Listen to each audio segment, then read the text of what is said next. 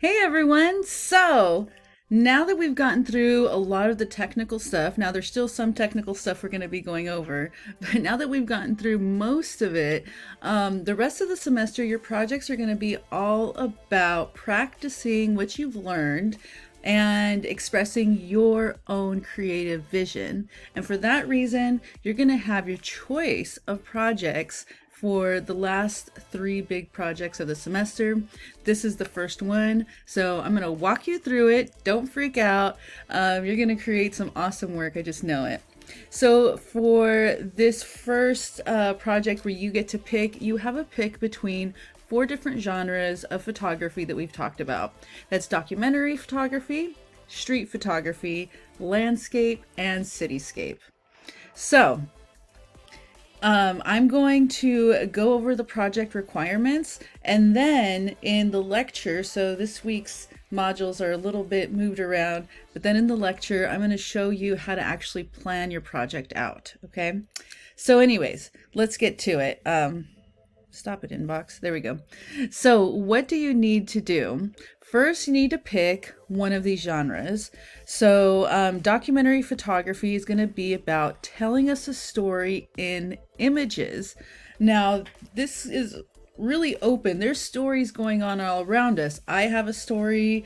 Everyone I know has a story. It doesn't have to be something super deep and profound, but it totally can be. So this is really up to you. How can you tell us a story in images? Now, there is an optional, you can add a written component as well, but it can't replace the fact that your images are telling a story. Now, I added this because a lot of documentary photographers end up working for websites and magazines where they are also writing the story that goes along with these images. Photojournalists are a lot of times are doing this now too. The day and age where you had a journalist and then a photographer, a photojournalist that went along with them is really far and few between. Nowadays, photojournalists are expected to find a story, write a story, take photos of a story, take video of a story, put it all together and send it off. So that's why I added this option. Now, it doesn't have to be like a huge article. It can be just a paragraph letting us know what the story's about.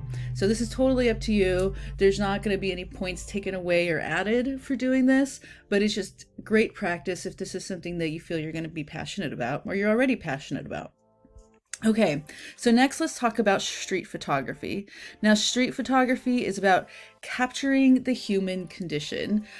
So this isn't, this isn't a story like documentary. This isn't going to be a big event, like a newsworthy type event. This is just kind of everyday life. What's going on now? What is our life like right now? So I do want to note that not every image has to have a human in it. Okay, I think I might do my project on this, and in my neighborhood, trash is a huge deal. So I think I might do something about that. Now, it's okay if you have humans in it. It's okay if you don't. I would try, if you're going to go this route, to try to get both. Okay. But yeah, tell us about what it's like being a human right now. Okay. So next, let's talk about landscape photography.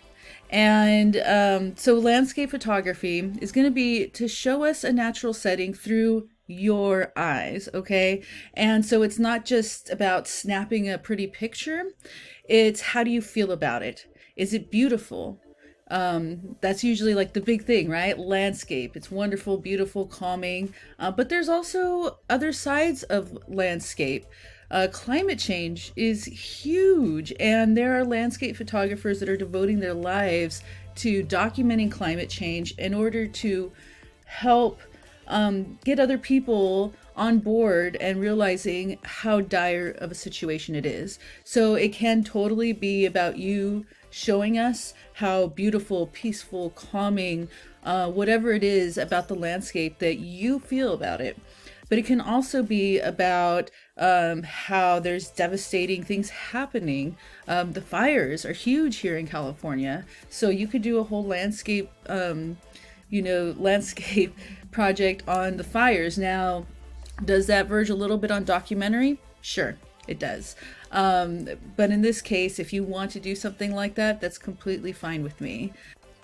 Even showing the dangers, right? So if you remember from Franca's, when we watched the video with Franca with her with the interview with her, one of the last images we looked at was that ferocious water.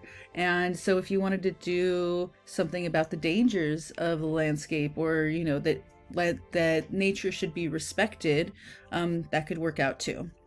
And so then the last category is going to be cityscape photography.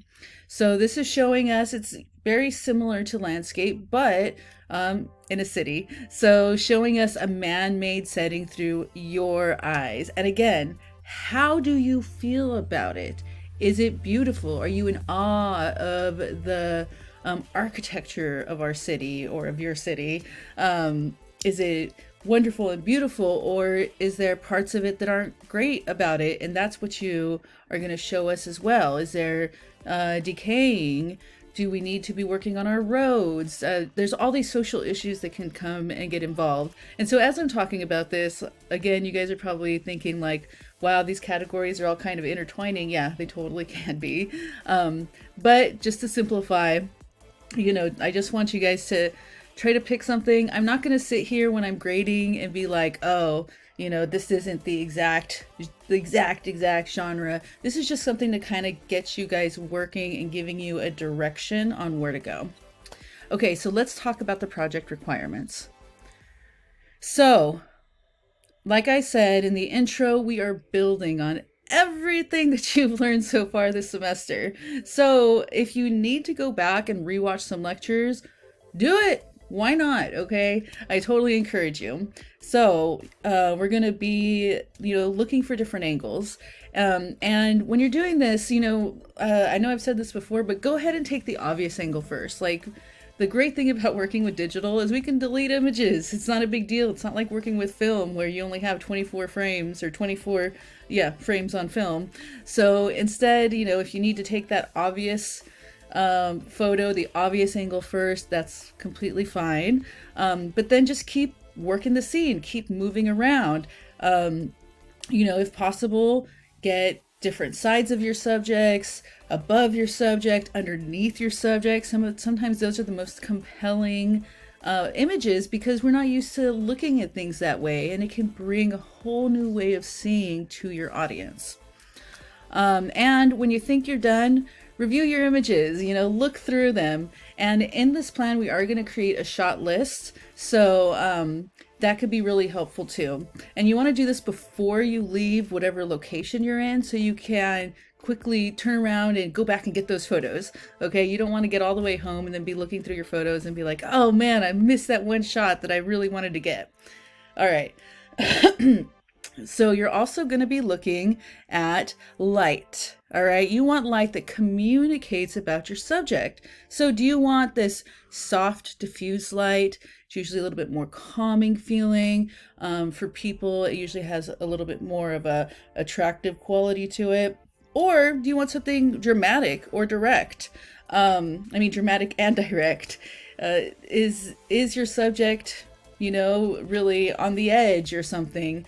This could be a great way to really show and express how you feel about the subject. All right, and of course, what directions of light will work well? So, you don't have to pick one type of light and be like, oh, only front light's going to be good to communicate. I'm just saying that you need to be looking at light, be looking at the direction of light. It's okay to, if you're working with maybe a person, to say, hey, let's move into this other type of light, or hey, can you turn a little bit so I get more of that side light to show that, you're, to tell your story better, or maybe you need a backlight. I don't know. It's really going to depend on what you're trying to express, but just be thinking about these things.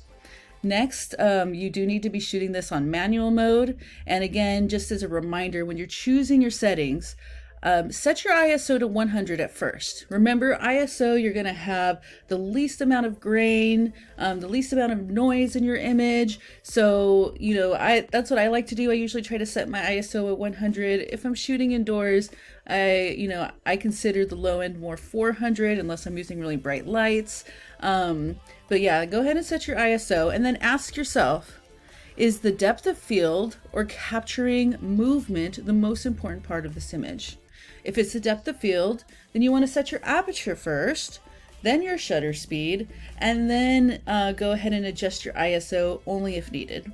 And of course, this is all going to depend on whether you're using a tripod, right? So if you're hand holding, you want to try to keep your shutter speed probably around, above 1/60th, 125th of a second.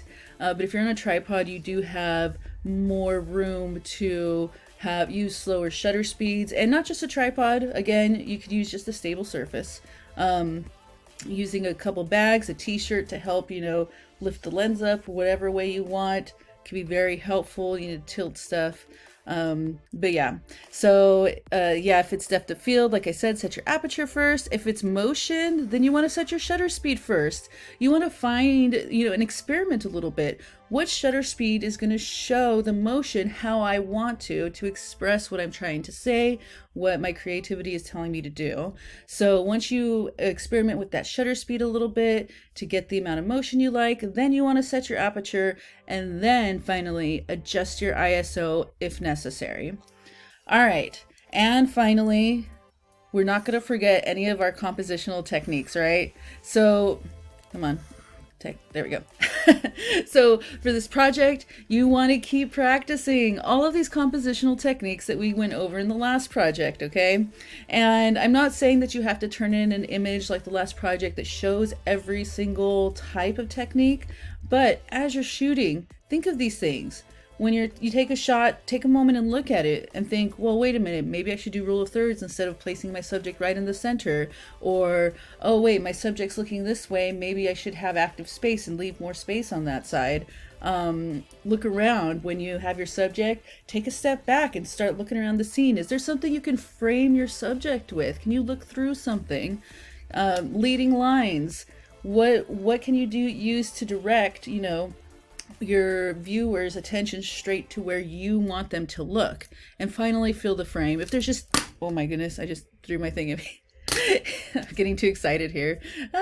Okay, so fill the frame. If you look at your image and you're like, man, there's just too much going on. I don't know if this is really communicating very well. Get closer and really fill the frame with what your subject is or what you're trying to say. That usually helps out. So what you'll be turning in is 5 edited images, and I'm going to leave this up to you on whether you want to do this in color or black and white. Color, both of them really have such a strong way of communicating on their own. So one thing that I like to do when I'm trying to decide whether I want to do an image in color or black and white is the color actually important to my communication? If it's not really important to what I'm trying to say, then maybe black and white will help simplify what's going on and take out any distractions with the color, so I can really communicate what I'm trying to say. But if color is very important to what your communication is, then go ahead and use it.